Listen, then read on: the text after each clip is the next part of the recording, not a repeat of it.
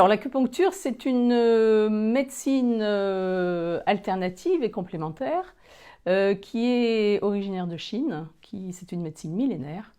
Et elle a pour objectif de prendre en charge de façon conjointe le patient au niveau de l'esprit et au niveau du corps.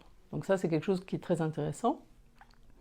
L'acupuncture en France, elle est dispensée essentiellement par des sages-femmes et par des médecins qui sont diplômés, qui ont un diplôme spécifique.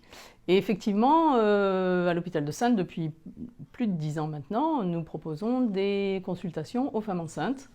C'est un diplôme que j'ai obtenu spécifiquement pour les femmes enceintes. L'acupuncture peut être proposée donc aux femmes enceintes pendant toute la grossesse, à n'importe quel terme de la grossesse, pour des indications particulières. Tout d'abord, en début de grossesse, c'est intéressant d'avoir des séances d'acupuncture quand on a des problèmes digestifs, donc des problèmes de nausées, de vomissements. D'ailleurs, cette indication est la première indication de l'acupuncture au niveau de l'OMS, recommandée par l'OMS.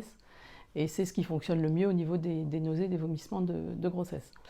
Ensuite, tout au long de la grossesse, on peut traiter des douleurs à type de lombalgie, à type de sciatalgie. On peut traiter tout ce qui est problème de sommeil, de fatigue ou de problèmes émotionnels, essentiellement. Il n'y a absolument aucune contre-indication. La seule contre-indication absolue, je dirais, c'est quand les femmes refusent les aiguilles.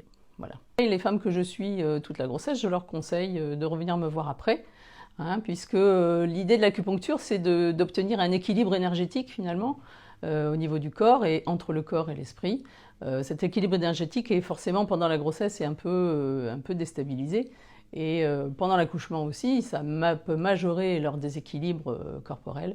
Et donc après la grossesse, je propose de les revoir pour des problèmes d'allaitement, pour des problèmes de fatigue, de la même façon. Il y a aussi parmi les indications, l'indication pour les présentations du siège.